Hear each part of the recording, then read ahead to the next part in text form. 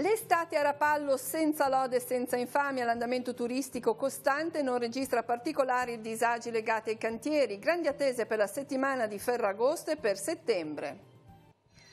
Nei luoghi della carità alla Spezia per incontrare le realtà di servizio ai poveri del territorio, nel cammino dei giovani liguri la quinta tappa mette al centro della riflessione i progetti di vita. A Camposasco batte il cuore della chiesa, dopo Nostra Signora della Neve la comunità si prepara alla festa della Madonna della Cintura, la parrocchia è dedicata alle origini del culto mariano in Occidente. Musica d'autore nella torre medievale di Levi, nella rassegna Notti tra le note, l'esibizione della Roberto Frugone Band con brani inediti. Terminata l'edizione 2018 della Grande Abbuffata a Chiavari, tanti esercizi commerciali coinvolti e una nutrita partecipazione di partecipanti.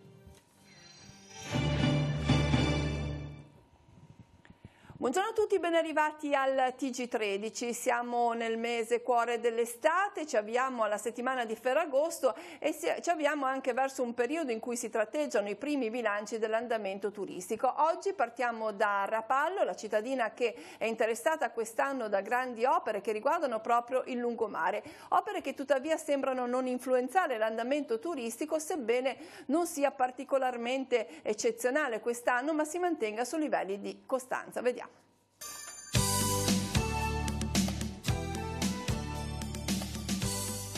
Non è un'estate dalle tinte forti per gli operatori turistici del lungomare di Rapallo, ma tutto sommato il trend non genera forte malcontento. Reggono bene le presenze straniere e le grosse aspettative sono riposte nella settimana di Ferragosto. L'affluenza non è sicuramente quella dell'anno scorso, non ci sono le persone che c'erano l'anno scorso. Però si lavora, non è che non si lavora. Ci stiamo salvando abbastanza bene perché ci sono parecchie presenze estere, anche se sono toccate fuga. Le presenze degli italiani sono la maggioranza del weekend, adesso ci sarà penso un arrivo di questa settimana dal 10 al 20. Anche gli esercizi di nuova apertura stanno registrando un andamento in crescita. In questi 2 mesi fortunatamente sta andando bene, la gente ci sta cominciando a conoscere piano piano con le granite, con il gelato. Per il lungomare di Rapallo sicuramente una stagione caratterizzata da grandi cantieri che in parte penalizzano alcuni locali, ma anche in questo caso non in maniera determinante. Sul nostro andamento un buon 20%, per altri molto di più, però è una cosa da fare e bisogna farlo. Non più di tanto, non più di tanto perché la gente passeggia al di là del fatto che ci siano dei lavori in corso. Insomma. E poi in più c'è stato anche il problema con i battelli che non partono tutti per le 5 Terre, ce n'è solo una al mattino e basta. E direi che se il tempo tiene confido in un buon settembre, magari con meno gente però più qualitativa. Insomma la percentuale del mugugno pare essere sotto controllo anche con l'afa ed il caldo degli ultimi giorni. Un agosto particolarmente caldo, come lo state gestendo? Con l'aria condizionata. Non servirà bere una bibita se in fondo all'anima sogno l'oceano splash. E ora riprendiamo il cammino insieme ai ragazzi della Liguria che stanno marciando verso Roma per l'incontro con Papa Francesco, che ricordiamo avverrà domani nel pomeriggio. Oggi l'ultima tappa in Liguria con l'arrivo dei ragazzi alla Spezia. Questa mattina i pellegrini hanno incontrato i luoghi della carità, tra questi la comunità Casanuova, centro di recupero per tossicodipendenti e alcolisti. Sentiamo. Che cosa significa accompagnare delle persone a restituire un progetto per la propria vita? Non è una risposta molto semplice, nel senso che i nostri ragazzi quando arrivano qui sono totalmente distrutti, non hanno nessun progetto di vita e quindi ricomporre il progetto farli diventare di nuovo uomini è un percorso articolato che dura nel tempo. Si inizia qui a Spezia, si fa un percorso molto semplice dove si lavora sul qui e ora, quindi sul comportamento. Poi si va successivamente, in un momento successivo, in una comunità terapeutica su a Cauliano al Monte. Qui chiaramente il ragazzo lavora sull'emotività, sui sentimenti, sulla presa di consapevolezza di se stesso. Alla fine di questo percorso, parlo sempre del percorso maschile chiaramente, si va a Sarzana dove c'è il vecchio edificio del seminario che è stato adibito e ristrutturato, e lì la persona in qualche modo si reinserisce nella società. Quindi questo progetto, diciamo, inizia in un giorno ma non si sa mai quando finisce, perché il progetto continua sempre, diventare uomini.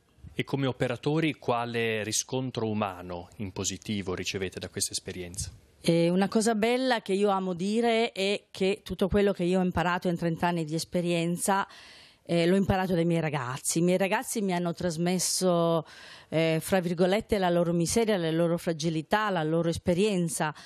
Ed è bello nell'arco del tempo vederli dopo tanti anni star bene, avere la propria famiglia e camminare con le proprie gambe. Però Natale, Pasqua, farti gli auguri, ricordarsi che tu ci sei e capire che in qualche modo un piccolo pezzettino, in qualche modo tu sei stato presente nella sua vita. Ricordiamo che oggi i ragazzi della Liguria si incontreranno nella cattedrale a La Spezia per ascoltare le testimonianze di Nuovi Orizzonti su Carlo Grisolì e Alberto Michelotti, due giovani impegnati a vivere il Vangelo insieme con radicalità. Alle 18:30 la partenza in battello per Portovenere, dove alle 19 sarà celebrata la Santa Messa sul piazzale di San Pietro, che sarà trasmessa anche da Telepace al canale 85, e alle 21 il concerto del Gen Verde. Oggi la Chiesa fa memoria di San Lorenzo, in festa diverse comunità locali. Nell'omonimo quartiere a Leivi, nella cappella, alle 18:30 sarà celebrata la Santa Messa, seguirà il momento di condivisione della cena sul piazzale della Chiesetta. Festa di San Lorenzo anche nella chiesa parrocchiale di Cogorno, che è intitolata al santo. Questa sera alle 20 la recita dei Vespri, la messa e la processione guidata dal parroco Don Stefano Libini. A Conscienti di Nei, in occasione della festa di San Lorenzo, sarà benedetto il nuovo piazzale antistante alla cappella. Alle 20 l'inaugurazione, quindi il canto dei Vespri, la processione, la partecipazione degli artistici crocifissi e della banda musicale. L'omelia sarà tenuta da Don Gianluca Trovato. A Rocca Tagliata di Neirone la festa di San Lorenzo sarà caratterizzata dalla tradizionale rievocazione storica nel borgo medievale. Oggi alle 14:45 la presentazione delle danze tradizionali, alle 16 il Vespro, la processione, seguirà un momento di condivisione e di gioco, e alle 21:15 il Medieval Show. La comunità di Camposasco ha celebrato la festa di Santa Maria della Neve, titolare della parrocchia. I fedeli si sono riuniti per la messa celebrata dal parroco Don Franco Brioni. Nell'omelia il sacerdote ha sottolineato il legame con alcune vicende storiche della Chiesa universale. Nella piccola comunità di Camposasco, a San Colombano Certenoli, batte il cuore grande della Chiesa. La parrocchia infatti è intitolata Santa Maria della Neve, mentre la sua patrona è la Madonna della Cintura, il simbolo consegnato dalla Vergine a Santa Monica. I riferimenti sono stati spiegati dal parroco Don Franco Brioni domenica nel giorno della festa. È, ha detto, una parrocchia dedicata dunque alle origini del culto mariano in Occidente. La festa della Madonna della Neve, infatti, si fonda nella dedicazione della Basilica di Santa Maria Maggiore a Roma. Edificata durante il pontificato di Papa Liberio, fu ricostruita da Papa Sisto III, che la dedicò al culto della Madonna, la cui divina maternità era appena stata riconosciuta dal Concilio di Efeso. Per noi di Camposasco è un onore, ha spiegato Don Brioni nell'omelia, tutta la nostra comunità è affidata alla Madre della Chiesa. Per noi è particolarmente preziosa perché facciamo memoria proprio della dedicazione della nostra parrocchia, quindi la titolare della nostra parrocchia è proprio la Madonna della Neve, ed è un'occasione nella quale tutta la comunità si riunisce in un modo molto semplice, fraterno e anche gioioso per condividere quello un po' che è il cammino di questo percorso di comunità. I fedeli si sono ritrovati per la messa mattutina celebrata dal parroco. Al termine è seguito un momento tradizionale di festa. La preparazione è legata soprattutto alla liturgia, per cui vuol dire preparare bene i canti, preparare bene la Santa Messa e condividere l'Eucarestia con un cuore affidato. Ecco, semplicemente questo, sempre facendo riferimento a Maria come Madre della Chiesa, che per tutti è riferimento e guida. La zona pastorale di Levi Camposasco si prepara ad altre 3 feste, quella di San Gaetano domenica 12 con la messa alle 9:30 e il Vespro alle 17:30 con la processione. La festa patronale di San Bartolomeo del 24 agosto con la prima messa domenica 19 alle 11:30 e a seguire il pranzo in parrocchia al quale ci si può già iscrivere. Infine la Madonna della Cintura domenica 2 settembre con l'inizio del Triduo il 30 agosto. La comunità delle suore Clarisse di Levi si appresta a celebrare la solennità di Santa Chiara. Questa sera alle 21 nella chiesa del convento si farà memoria della nascita al cielo di Chiara. Domani, giorno della festa, alle 8 le lodi, alle 9 la messa, alle 18 i vespri. E a Levi ieri sera nel suggestivo scenario della torre medievale si è svolto il secondo appuntamento della rassegna Notti tra le note con la Roberto Frugone Band.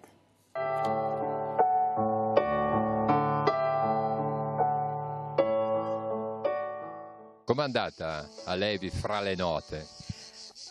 La situazione è molto bella, dalla torre medievale il terrazzo di fianco è molto raccolto e quindi la situazione ideale per il nostro genere di spettacolo.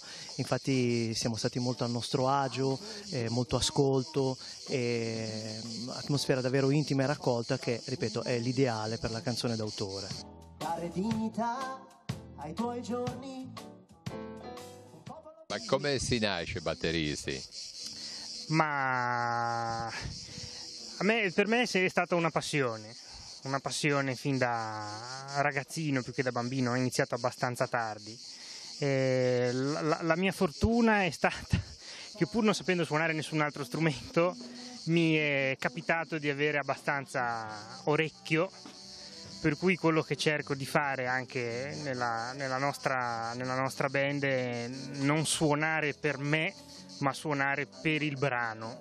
Ma al basso mi tengono qua nel gruppo per bontà, perché un po' per l'età, un po' per sono scarso, però no, è un'esperienza bellissima. Al basso è lo strumento, diciamo così, meno appariscente, ma diciamo è quello che fa, diciamo, lega la parte ritmica alla parte armonica e quindi, diciamo, ha il suo ruolo. Ci vuole tantissimo affiatamento, anche perché spesso il tempo che abbiamo è poco per fare questo lavoro. E quindi al di là dei livelli tecnici, dei virtuosismi, come dicevano loro, quello che è importante è che ci sia questa intesa per poter arrangiare e andare tutti il più possibile velocemente nella stessa direzione. Portiamo avanti un repertorio interamente originale, io scrivo le canzoni, le propongo al gruppo e poi ognuno ci mette del suo nel comporre insieme agli arrangiamenti, e questo è la cosa che poi lo rende bello, lo rende originale, credo unico e anche abbastanza amalgamato il nostro suono, e spero piacevole per chi lo ascolta. E in contemporanea, ieri sera a Chiavari, nelle vie del centro storico, si è svolta la seconda grande abbuffata, il secondo appuntamento nel calendario estivo. Abbiamo fatto un bilancio con il presidente dell'ASCO. Seconda e ultima serata per la grande abbuffata in via Martiri della Liberazione e via Vittorio Veneto. L'evento, organizzato dal CIV per valorizzare gli esercizi commerciali e il centro storico cittadino, consentendo a turisti residenti di cenare nel suggestivo contesto dei Caruggi. Molti i ristoratori, bar e gastronomie che hanno partecipato, allestendo stand a tema hawaiano. Buon numero di clienti nonostante la data infrasettimanale e la pioggia che per qualche minuto ha bagnato la manifestazione.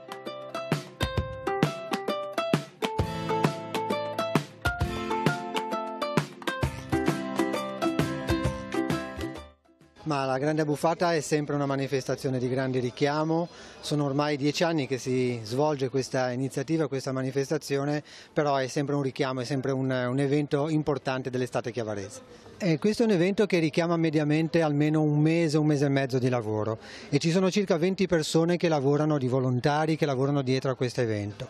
Le principali difficoltà sono quelle dell'ascolto e del cercare di incrociare tutte le necessità che arrivano dai partecipanti. Sono necessità di ordine amministrativo a volte, sono necessità di ordine organizzativo principalmente, e questo richiede tempo. Un ringraziamento particolare va agli operatori commerciali chiavaresi che si rendono sempre disponibili per partecipare a questa iniziativa. Hanno un buon ritorno di immagine e economica naturalmente nella partecipazione, però loro sono sicuramente quelli che ci mettono l'impegno soprattutto nell'allestimento del banco, e quindi per noi è un orgoglio poter avere queste attività che si presentano a tutta la città e anche ai turisti, presentando le loro caratteristiche e le loro peculiarità culinarie. Ora un appuntamento invece per oggi pomeriggio, troviamo la notizia anche sul nostro sito teleradiopace.com, a lezione di sicurezza con i carabinieri, è l'appuntamento aperto a tutti che si terrà alle 17 nei locali del Luna Blue Beach sul lungomare di Sastri Levante. L'incontro sarà presieduto dal comandante della compagnia cittadina Massimo Esposito. Il capitano spiegherà ai partecipanti come difendersi da truffe, malviventi, a quali comportamenti prestare attenzione, a quali azioni intraprendere quando ci si rende conto di essere vittime di una truffa. Ora sfogliamo le pagine dei quotidiani insieme a Marco Rebello, poi tutti gli ultimi aggiornamenti.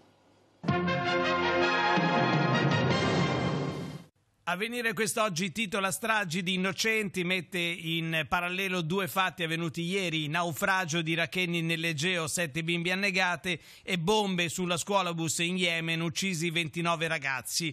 Si ribalta un gommone nella traversata tra Turchia e Grecia, un raid invece della coalizione saudita fa 47 vittime, operazione legittima, appunto tra loro 29 sono ragazzi. L'Argentina frena la corsa all'aborto, aiuti alle donne, il Senato vota no e ci sono scontri in piazza. Su IVA 80 euro vaccini e TAV, il governo è diviso, Grillo obbligo fiscale flessibile per la profilassi, Grillo è il ministro però Grillo, la ministra Grillo. Periferie, i comuni cercano la soluzione all'impasse provocato appunto dalla decisione del governo di non concedere questi finanziamenti. Arresti anche a Verona e Cuneo, grandi imprese, macchinari e intese evitano il caporalato. Vediamo allora all'interno di Avvenire le strategie di Conserve Italia, Mutti e Greci per rifornirsi di pomodori escludendo i caporali. Il caporalato trova spazio dove le aziende non funzionano secondo logiche d'impresa ma vivono la giornata in balia delle storture del mercato. L'altra faccia dei campi, anche al nord si fanno spazio in realtà di false coop che spremono disperati e vincono alle aste al ribasso dei supermercati, ma le imprese più forti del mercato sono quelle che investono e si accordano con gli agricoltori. 87 il prezzo di una tonnellata di pomodoro tondo del sud concordato per la campagna 2018, al nord è di 79,75 centesimi. Veniamo sul secolo XIX, agevolazioni fiscali, ipotesi taglio lineare, ecco quelle nel mirino. Sulle grandi opere c'è nuovo scontro tra Toninelli che dice mangiatoia finita e Siri che invece dice si faranno, e l'analisi di Francesco Bei, maggioranza, l'opposizione è all'interno. Un altro scontro sui vaccini, lite tra ministri sull'obbligo flessibile. E poi Carige, 4 milioni ridati a Berneschi, giudici ma lui disprezza il fischio, le motivazioni della sentenza. Italnuoto, una cascata di ori, Quadarella e la regina, ma tanti altri sono stati i vincitori di questi campionati di nuoto. E poi dal nostro territorio corsia rossa per nuotatori da Rapallo a Chiavari, vediamo di che si tratta nelle pagine del Levante. Mare più sicuro, una corsia rossa collegherà Chiavari a Zoagli e poi Rapallo, un percorso protetto riservato a nuotatori e canoisti interdetto alla navigazione di tutti i mezzi a motore. Sindaci alleati nel nome del turismo e della valorizzazione del territorio costiero. Ancora all'interno del secolo XIX, ancora parlando di mare, pescatori fuori legge, all'alba il maxi blitz della Guardia Costiera, sanzioni alle lampare che usano massi al posto delle ancore, sequestrate canne da pesca utilizzate in modo illegale.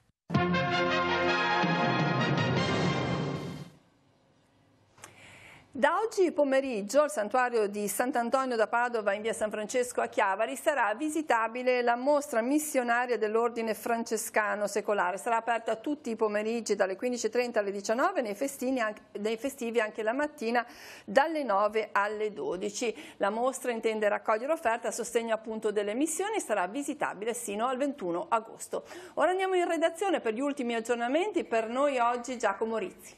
Grazie Cristina. Nelle prime ore di questa mattina i carabinieri hanno arrestato per maltrattamenti in famiglia uno straniero di 41 anni, domiciliato a Santa Margherita Ligure. L'uomo, che ha precedenti, ha litigato violentemente con la moglie per poi picchiarla e minacciarla di morte, brandendo una mannaia da macellaio. Il pronto intervento dei militari ha permesso di fermare l'uomo e di mettere in sicurezza la moglie e i figli. L'arrestato era già finito nei guai per un episodio simile, avvenuto nel dicembre del 2017. In quel caso era intervenuta la polizia di Rapallo. Il 41enne è stato portato in carcere a Genova Marassi. Dalla redazione è tutto.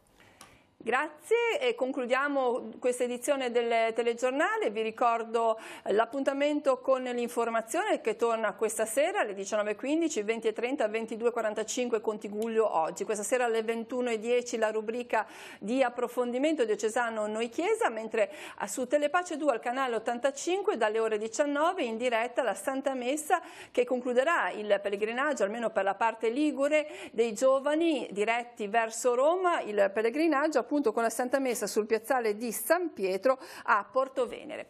È davvero tutto, grazie dell'attenzione e buon pomeriggio.